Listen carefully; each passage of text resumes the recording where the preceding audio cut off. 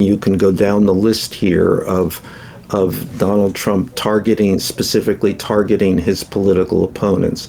Donald Trump exerting ever more control over courts, media, universities, businesses, of him explicitly targeting blue state governors and legislatures, and finally locking in the mechanisms which might ensure continued electoral success. I mean, these are the moves of an authoritarian. Clearly, I think that it becomes a very real possibility that he will undo the impediments to a third term. Michael. Joanna. Tell us about our trip today. Where are we going? You know, we're going inside Trump's head. And we say that as an opener, but I also like to use that as a moment to explain what we're doing here and why we are different from other people. And other people, that means other political commentators, try gallantly to address this as politics, if not as usual, politics as we have basically understand it and as we know it, as a cause and effect equation. The President of the United States does something because he understands that will have an impact on something else, which will result in things that are favorable or unfavorable. That's not what is happening here, and it's not what is happening every day, certainly, of the second Trump administration. What is happening is that a mercurial figure is doing whatever he wants to do without regard to consequences. Therefore, there is no cause and effect.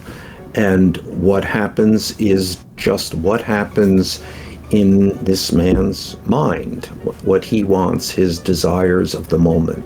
And it often is just of the moment. What happened when he got up this morning? And that is the political climate that we are now in. So please, can we go inside Trump's head today via the White House ballroom? We know there was a big dinner last night with potential donors, and apparently everybody is signing up. Well, not everybody, but a lot of companies are signing up to give him $20 million, $25 million, I suppose, to put their company's branding on forks and spoons. Let's be less generous about that. I think I think what Trump has done with an enormous success and shamelessness is to create opportunities in which you can bribe him. Pay to play. And that is really, I mean this happens in Truth Social. You can buy shares there or advertise there. Why you would want to is beyond me, because it's really an audience of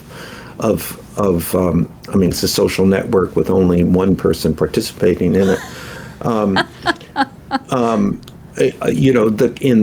the crypto businesses, in all of these businesses that he has set up, and now with and lawsuits that he brings against you, it is all a way. He has provided a series of opportunities, legal opportunities, in which you can give him money. So the Library Fund is one of those which ABC and CBS and various other people have paid into. The ballroom is the new opportunity. These are all entities, individuals or entities, who can afford to afford almost any amount of money, and who cannot afford to be on the, or who think they cannot afford to be on the bad side of Donald Trump. Well, in fact, I was thinking that he was asking them for too little money. Surely you should be asking for $100 million each. There was a quote, I think it was either in the Wall Street Journal or the New York Times, with him saying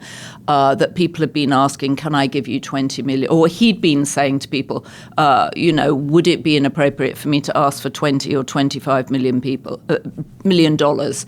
And people saying, no, that would be quite appropriate. But I was surprised he wasn't asking for more. It's supposed to cost $200 million. He claims he's going to come in under budget. No construction ever comes in under budget. We know it'll be twice as long and twice as expensive. Well, it does come into under budget for him because he doesn't pay people. I mean, just of course, right? I've forgotten that salient detail, right? But what I'm wondering about what the sponsorship return is going to be. Perhaps there is no sponsorship return other than access to him. And well, that's huge. That's a big return. I mean, to be on the favored side of a mercurial president who could do anything to you with one social media post could cost you hundreds of millions of dollars in your share price. He is, and let's remember this: there is virtually no constraints on how he is willing to use his power. Right, and I was thinking far too small, because I was thinking, companies are going to want to have their names on the spoons or on the napkin holders. What are, perhaps a coaster? They may, but that's not the purpose here. I mean, that may be the purpose at a sporting event in which you're looking for branding opportunities for precisely that reason. This is something entirely different. I mean, actually something we really haven't ever seen before, or perhaps we've had glimpses in some events when private enterprise is forced to pony up to do small tasks in inaugural ball, that kind of thing. But this is expanded into an unimaginable fold. It's a bribe. It is literally a bribe. How do you pay? How do you take advantages of these opportunities to pay into Donald Trump's favor? And of course, precisely because he is, as you say, mercurial, there's no guarantee beyond the next week or so that he's going to stay on your side. That's the thing about bullies. No, well, that's why you have to continue to find new ways to give him money, and that's a setup. I mean, that's his grift. The mercurial side of this pays off. Okay, so what else are you hearing about what's going on inside his head? He's back from his triumph in Israel and Egypt. He did the Charlie Kirk Freedom Medal. And then we've had the ballroom. Well, I mean, what's going on? I mean, the big news inside of the White House is what's going on at the Supreme Court. That the Supreme Court appears ready to gut what remains of the Voting Rights Act, which will mean a reconfiguration of enough districts, congressional districts, primarily in the South, to, if not guarantee a midterm victory, go a long way to that end. I mean, this is an extraordinarily serious development. I mean, I would say that the Democrats, in a way, it has restrained them or given them a kind of false measure of, or given them a measure of hope that they would, in all likelihood, retake the House of Representatives in 2026. I mean, the Democrats who find themselves in a helpless position for many reasons. have basically fallen back on that, relied on that the pure numbers would say that they would win the House in the midterms, because the party out of power always does substantially better than the party in power, and we're talking about a very small margin, so that they would get the House of Representatives, which would allow them to restrain many of the most extreme aspects of the Trump presidency, or at least they so hope. And gather a bit of momentum too, because it feels like the momentum has dwindled out of the Democratic Party, and a win would be helpful. They need a win. Exactly, that they can begin investigations. I mean, they have subpoena power. They have it would not necessarily rebalance things, but it would go a ways toward that. But now, and I think one of the reasons inside the White House people have discussed with me why everything over the past 9 months has happened so rapidly, is an understanding that it had to happen now, because come 2026, God knows. So the assumption in the White House is also that the Democrats will get the House back. It has been, yes. Right. It has literally been. Now the assumption is shifting. It's like shifting, like today, yesterday, today, tomorrow. We're going to be able to see this shift in real time. And if the Supreme Court makes this decision, and I don't see anyone saying that they will not, then the Democrats, in all likelihood, will not regain the majority in the House of Representatives, which will mean, let's look at this, which will mean not 2 years of him having absolutely no pushback on virtually anything, but 4 years. And not only that, but 4 years in which he is not looking toward any electoral threat. It's his. So what does that mean? So Michael, hold on a second. So this is about the Supreme Court putting a time limit on something which had been assumed was a central part of the Voting Rights Act, which is to make sure that certain racial areas get representation. This is about racial redistricting. Yeah, and let's understand this. I mean that's what I mean. The Trump people and the MAGA people are like, well, race should not factor into anything. And that's essentially the way to say that white preference should rule.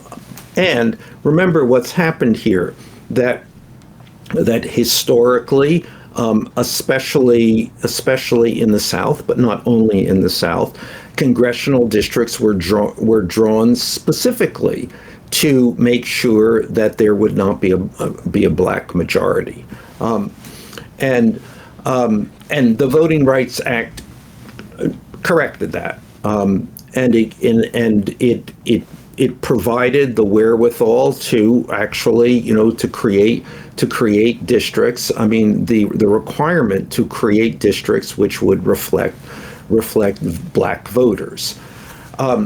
So now we go back to the other thing. Essentially, that's the Supreme Court says we don't have to do that anymore. So you can do the opposite of that, and the opposite of that will be to create. Remember, black voters are Democratic voters. So it is. You can step back here and say this is not about black white. This is about Democrats and Republicans.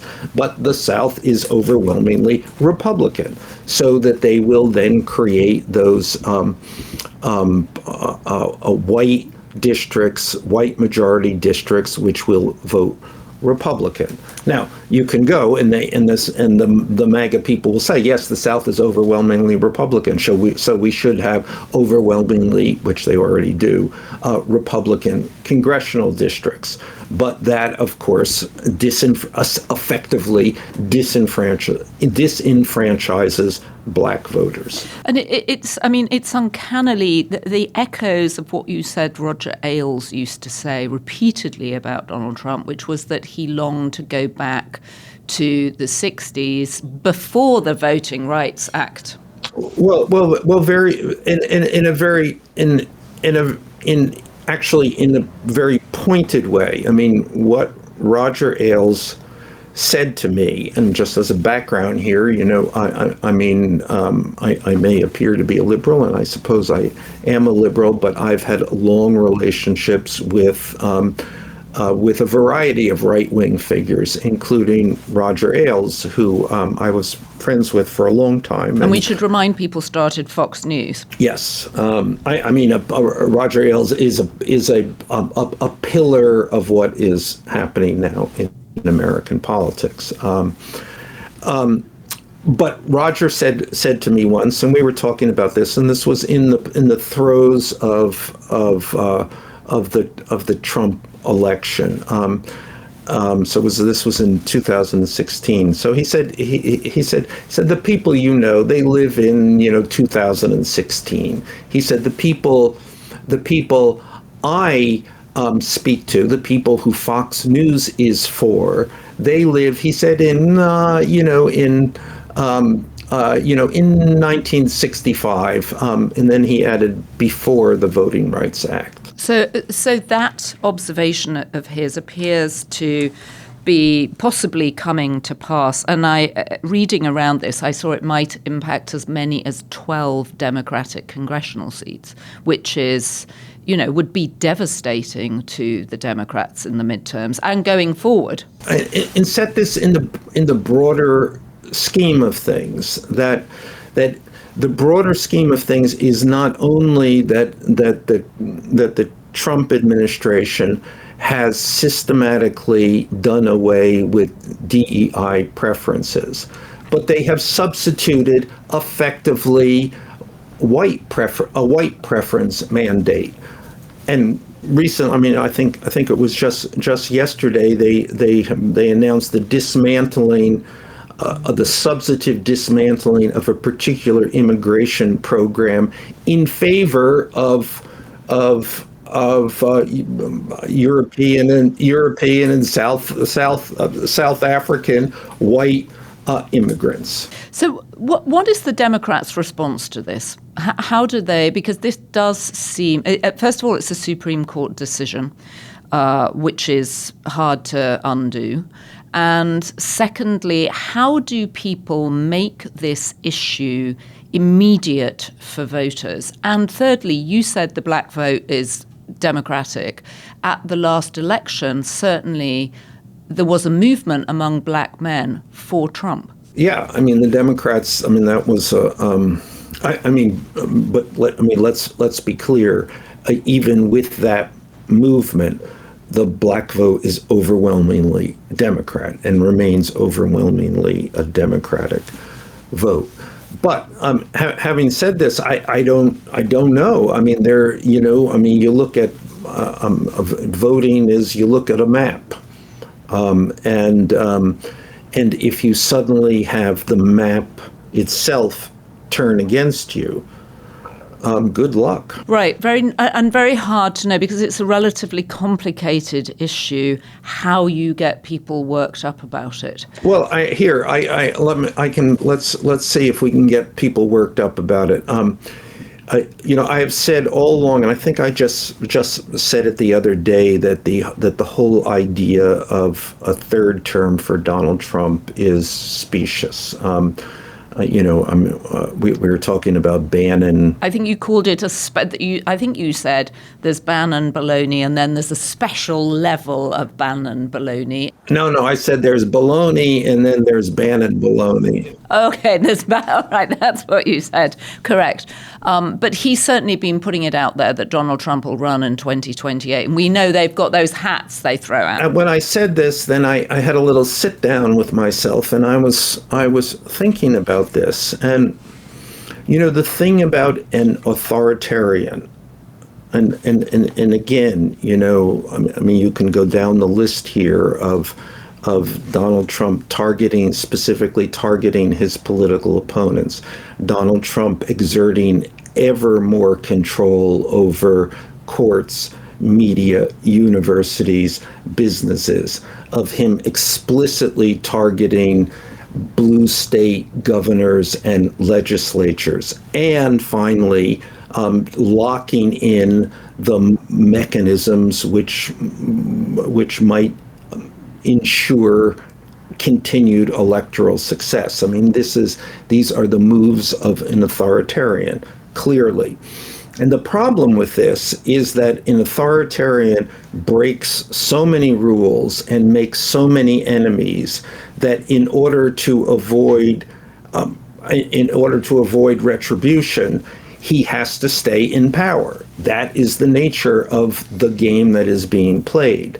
So, and if he has 4 years of dominating government, all branches of government, I mean, I'm going to take it back. I think that it becomes a very real possibility that he will undo the impediments to a third term. That actually, if you think about it, as he pursues this course, he will have to do that, because the consequences of the Democrats taking power would be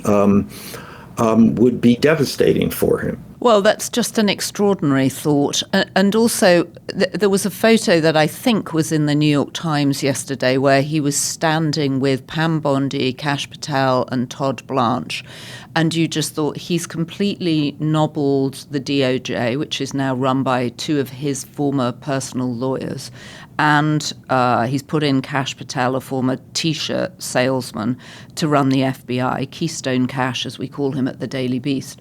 And he's gone after the people that tried to. Well, he's gone after his declared enemies, and now you've got the prospect of John Bolton being added to James Comey, Jack Smith, and Letitia James and Lisa Cook, a list we read off at the last podcast. Adam Schiff, who will apparently be the next.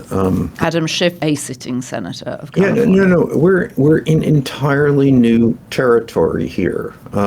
And I don't know what I mean. I don't know what to say. I mean, in fact, I think that whereas I've being essentially an optimist, or thinking of myself like that, and thinking all things pass, and Donald Trump is unique and 79 years old, and all of the reasons that one might think that we are in a temporary, quite a horrifying, but a temporary condition. I am newly alarmed in a way I haven't been. What about the King's protests this weekend? Are you feeling optimistic about those as a voice for people? No. I mean, they seem. I mean, I think the issues. I mean, if someone had asked me, I would say that's. I mean, how do you stage an effective protest here? I've been actually thinking about that. I don't know. I would say 10 million people have to go to Washington. That these discreet and somewhat quaint protests in various places, no matter how many people, and there'll be a lot of people, and they seem very civic-minded and very as things should be, but I'm not sure that there's any effectiveness there. 10 million people, however, in Washington would be a moment in history. It would be a moment in history, and we may be at another moment in history. And also the Supreme Court decision is one of those things that seems to have snuck up on us. And I know this is, and we've discussed this endlessly, and so have other people, but this sense of the zone being flooded with news, no one knowing where to look. And then suddenly we go from what could be a historic peace in the Middle East to what could be a historic decision back at home, which allows him to run again in 2028. In our defense, sort of, the people in the White House are also caught off guard by this. Oh my God, they're going to be stuck there for the next 4 years. Somebody else said to me, and this is not the first time, never underestimate the luck of Donald Trump. Never underestimate the luck of Donald Trump. And also then he's had unluck too, as you're always saying. Not only does he have great wins, but he also has great losses. I mean, it is, it's remarkable to think the midterms are only 1 year and 1 month away. Not even. I mean, they're a year and 3 weeks away. We just have to crawl through to then. Yeah, I mean, so another phase in this presidency is going to start. I mean, it'll start, it is starting now, because the midterms will be, it's last chance saloon. Well, we have two governor races going on as well, one in New Jersey and one in Virginia. And those in both of these races are concerning because the Democrats are not doing as well as one might have thought they would have done. They are milquetoast Democrats. Well, and it's interesting when you say milquetoast Democrat, because actually Mikey Sherrill, who's running for governor of New Jersey, is actually anything but that in normal times. She was a helicopter pilot. She's got 4 kids. She's deeply impressive. But impressive is different. Is different. She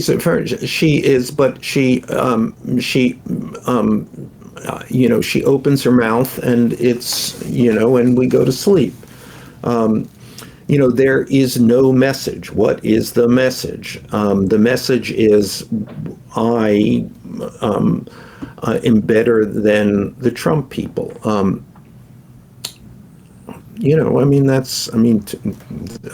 me, that's certainly a reasonable message. But the message is I am not louder than the Trump people. I am not clearer than the Trump people. I am not more original than the Trump people. I am not cleverer than the Trump people. And I can't keep attention like the Trump people. Yeah. So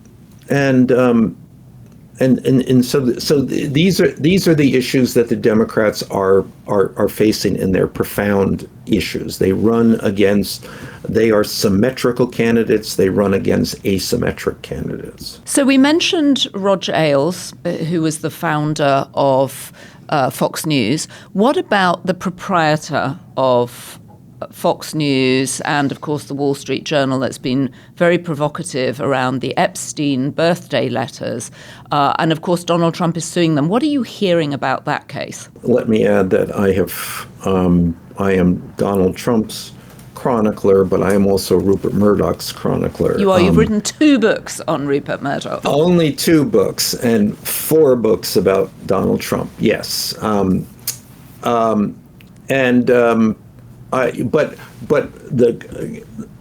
context is Rupert Murdoch has been the media baron, the media proprietor, who has most assiduously and successfully propounded a set of conservative values that have helped, certainly have laid the groundwork for Donald Trump. At the same time, in just one of those ironies, Rupert Murdoch has personally detested Donald Trump. And Donald Trump has represented a kind of conservatism that Rupert Murdoch is not at all a part of. Rupert Murdoch is an old-fashioned business guy, buttoned-down conservative. the fact that he has been the proprietor of Fox News has always been difficult for him and has created a rift which will never be healed in his family. Now, however, it appears that that Rupert Murdoch, like much of the business community, is going full MAGA. Murdoch, by the way, is 94 years old, so this is a last moment in the sun for him. And I think that he, like many Republicans and conservatives, sees no other.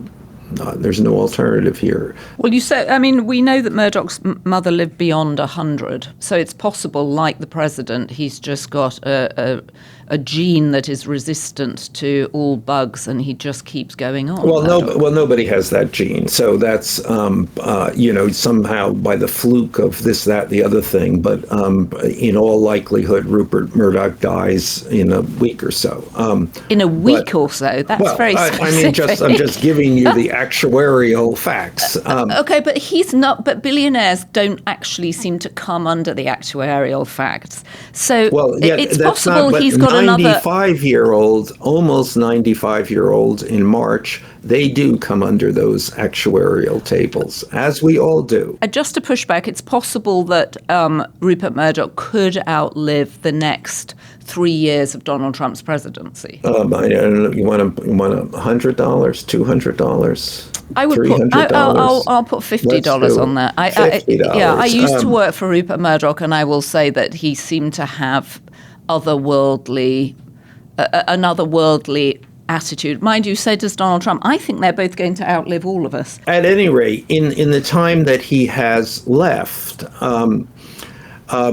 there's a couple of interesting things going on. There is. He just published a book in the UK, of which the Trump White House, a book that made certain assertions about Melania Trump, and assertions which have been made in various other quarters. But the Trump people got extremely upset about this. This is Andrew Loney's book entitled, which is about Prince Andrew and Prince Andrew's friendship with Jeffrey Epstein. Right, and HarperCollins in the UK published this book without incident or too many questions. The Trump people sued, and immediately the publisher recalled or pulped the book, or essentially bowed down. I think they edited the e-version, but they had 60,000 copies of the book already out in stores. No, I think that those have now been. Have those been recalled? Yes. So. And now the Wall Street Journal. So the Wall Street Journal has been a kind of skitsy on this thing of certain parts of the journal, the opinion pages being very pro-Trump. They haven't been pro-tariff, though. They haven't been pro-tariff. Yeah, there's some, yes. That would also be a Murdoch thing. It'd be interesting to see if they actually turn. If Murdoch is turning pro-MAGA, how much the editorial pages clean up those slightly anti-Trump positions. So the news pages have been aggressive on the Epstein issue. So aggressive, in fact, because they've published the birthday letter. I think they actually published it twice. Has led to a $10 billion lawsuit by the Trump White House, not the Trump White House, by Trump personally, against the Wall Street Journal. And in a world of some proportion, Murdoch doesn't settle lawsuits. I mean, Murdoch has been a libel defendant for 70 years. He just doesn't. He just takes it. They're probably one of the best libel litigation organizations in the world. They're just good at this. They don't do it. Now, however, there's tremors in the company that this is not going to hold. That Rupert, in his new MAGA hat, is might be more loyal to Trump than to his newspapers, which would be a staggering event. And there's another interesting aspect of this that the Trump administration has worked out this TikTok ownership, this TikTok sale from the Chinese, in which they basically seem to be controlling the sale and letting their friends and cronies participate in it. Rupert Murdoch and News Corporation. I mean, he has essentially two companies, News Corporation and Fox. I believe it's News Corporation would have a piece of this, and that's run by Lachlan, right? Yeah, well, both companies. Lachlan now runs effectively both companies, but Rupert Murdoch still effectively runs them, but with his son as the CEO. At any rate, is it? And this is certainly the worry in Murdoch circles, that the cost of Murdoch's participation in the TikTok deal is a forthcoming settlement of the Trump lawsuit against the Journal. You had mentioned that one of the reasons that people were surprised to see Rupert Murdoch at the Windsor Castle dinner when Trump went for his second state visit to the UK and was greeted by King Charles was because he was hoping that he could reach some kind of a settlement, cash settlement for the library. Yeah, I mean, just the fact that Murdoch was there was kind of astounding. I mean, Donald Trump is suing Rupert Murdoch for $10 billion, and yet Rupert Murdoch shows up for dinner with him. That says something. What is the statement there? Well, and it's fairly astonishing that he ends up having dinner at Windsor Castle, given the hassle that his newspapers have given to the royal family. I would assume that that invitation, in fact, was issued by the Trump side. Fair, but they must have had to run it by the king. That sounds so grandiose, doesn't it? They must have had to run it by the king. I'm sure they didn't have to run any of it by the king. They probably ran it by Peter Mandelson before he was fired for his friendship with Jeffrey Epstein. Peter Mandelson, of course, being the then British ambassador who'd managed to organise this whole event, which was seen as a triumph until he was fired the week before it happened. Oh, my goodness. So much still to discuss. But this is the first time you're thinking that Donald Trump might actually run in 2028 and that the path is being cleared for him by the Supreme Court. Yeah, mark that. Michael, a bit of a gloomy one for people today. I was trying to cheer people up with the idea that if you're invited to the state dinner, you might get Caterpillar, the industrial machinery company sponsoring your napkin ring, or you might get Meta glass to drink out of, but it's a bit hollow. Yeah, no. Let's mark this. I mean, I think that this is. I feel in my own sense of this. It's been on a slow and now faster and faster downward sense of hopelessness. Of doom. I mean, we've also talked about how odd it is that you can go out into the street today in New York, the sun is shining, people are walking everywhere, they're clutching their cappuccinos, which I will say, several people wrote and complained that we had used that as an example because the price of coffee is going up and that a lot of people actually can't afford to pay $7 anymore for a cappuccino, and especially as we're in the middle of a shutdown, which we haven't even discussed. And we should come back on Tuesday and talk about the shutdown, assuming it's still going on. But I went online on Amazon today to order coffee and couldn't believe how expensive it was. So the cost of living is also going up. But whether or not it will go up enough to convince people in the 12 threatened districts in the south to throw up a Democratic candidate still, remains to be seen. So we'll be back, in fact, on Saturday talking about everything. Well, what else will we be talking about? Who knows? The world could change tomorrow. So you know what I'm going to do to cheer us up, Michael? I'm going to go through some reader comments. Here's a good one from Henry Mendelssohn, 4356. Do you think the new White House ballroom will be torn down by a future Democratic president? So he's looking into the future. He can see a future Democratic president. Yeah, no, I mean, this is why these things are built. They're very hard to tear down. They're actually easy to build, easier than we thought anyway, and harder to tear down. Especially when you have a builder president. I will say, I do think they did need a ballroom, just not this ballroom, because it's weird to go there and then be in a tent. Actually, I want to challenge that. You know, I've always found that when you go to the White House, you're struck by its modesty, and in a way that's reassuring. I think it's weird to go to the White House and then have to go in a little golf cart down to a tent for a big event. I just think that's strange, and they should have entertaining. You see, to me, it seems very Hamish. Well, I love. Did you say Hamish? Hamish. What's Hamish? I'm not going to tell you. You have to go figure it out. Okay, I have no idea what Hamish is. Listen, I'm not saying that I don't love the modesty of the White House. I find everything about it extremely, as we've said before, it never gets old. But I do think they need an entertaining space. I just didn't expect it to be a Trumpian ballroom.